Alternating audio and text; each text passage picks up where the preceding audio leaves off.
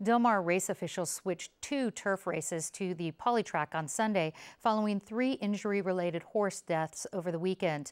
But the Del Mar Thoroughbred Club says the turf course isn't to blame, and racing is expected to resume tomorrow, both on the turf and polytrack.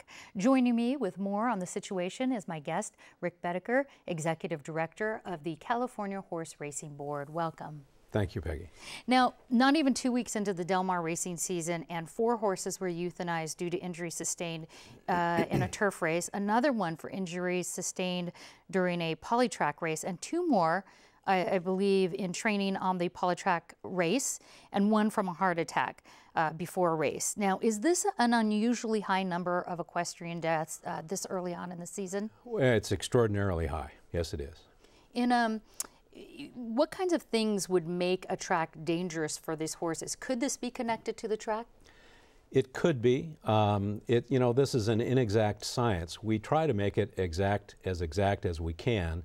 We have safety stewards. The CHRB, California Horse Racing Board, is a state agency. We have safety stewards that are there as we speak, taking samples from the turf course, measuring the firmness of the turf course, and they'll compare that to a baseline that was taken before the meet started to see if the course has changed. Is it more firm now? Is it too hard?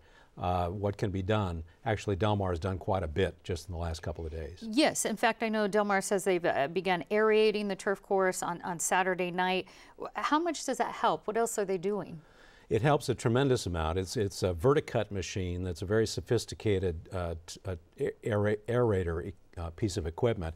It actually goes down 5.5 inches, and it actually moves when it gets to the bottom so that it loosens the soil that's 5.5 inches down. This allows 2 things to happen. 1, the root system gets more oxygen, but 2, moisture is allowed to permeate down through that initial 5.5 inches, making the course softer and more kinder for the racehorse. So a softer course then is better for the horses?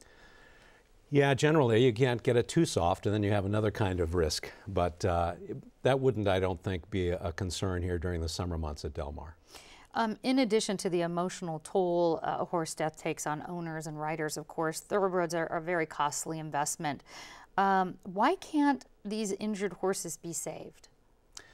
It's the nature of the racehorse itself. Its reaction to a catastrophic injury is so severe. Its nervous system reacts, unfortunately, in a counterproductive way. The horse becomes agitated. And so oftentimes they can now. I would say probably 3 times as many horses are saved now than we were able to save 10 years ago. So the science is moving in the right direction, but it's because of the nature of the natural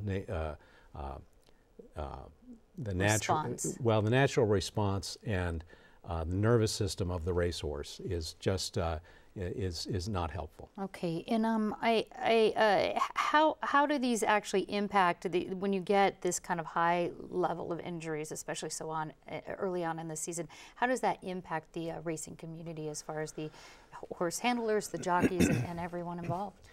It impacts everybody.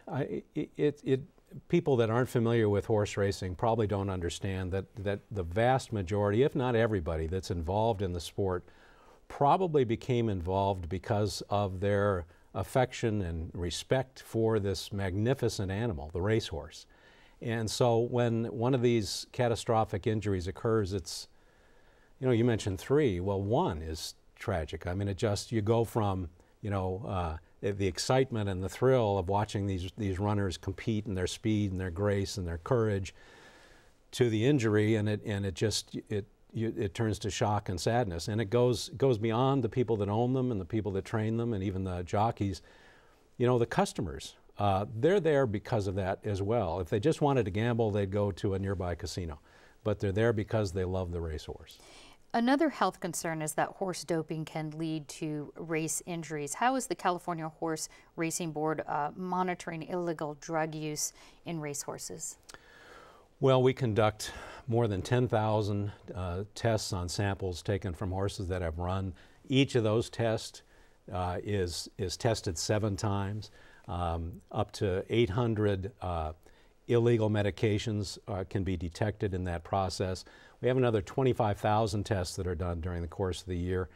And so that's the scientific part of it. The regulatory part of it is we're in the process of making it much tougher to cheat. All right, and we have a lot more on that on our website, kpbs.org. Rick Bedecker, thank you so much. Thank you.